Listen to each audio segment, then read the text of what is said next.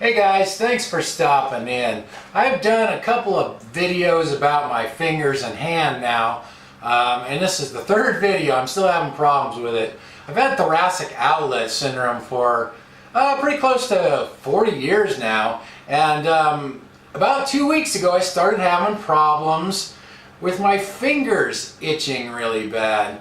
And then I noticed a few little red spots on them, and you know, that kind of went on, and then later on the whole hand started to swell up. After about a week my whole hand was swollen up, and I did another video about that, and I'm still having problems. The swelling went down. Now, like I said, I've had thoracic outlet syndrome for close to 40 years, and I've never had these exact symptoms, so I'm assuming that's what it is, but I'm not positive. Now, the swelling went down in the hand, but it's still really sore, mainly on the fingers now, and they have these red spots, and they're very sensitive to cold and heat, mainly to the cold. In fact, in the first video I did, someone said that those look kind of like chilblains, and asked me if I was exposed to any cold, and I thought, well, not really. I've been in the house. I really haven't been outside much.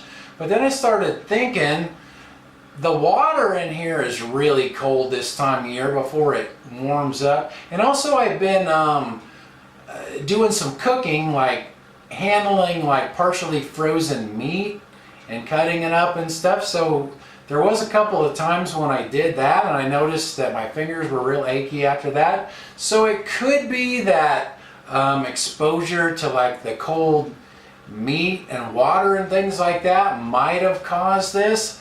I'm not really sure. I'll show you guys up closer what it looks like real quick here. See if I can get my hand in the right spot here. See these red spots all over my fingers? They're really tender, especially if I get my hand cold, like I run cold water over it or touch anything cold, or even if you just touch them, they're very tender. So, and there's a few on the underside as well, on the last 3 fingers, but mainly on the outside. Now the other hand, I have a couple on the last 2 fingers, which, so I don't know. It's, the swelling has gone down, but there's just those red marks, and the hand and the finger is really tender. So if anybody else has thoracic outlet syndrome, let me know if you've ever had anything like that. So I googled, you know, what can cause red spots on your hands, and what came up was bad circulation, which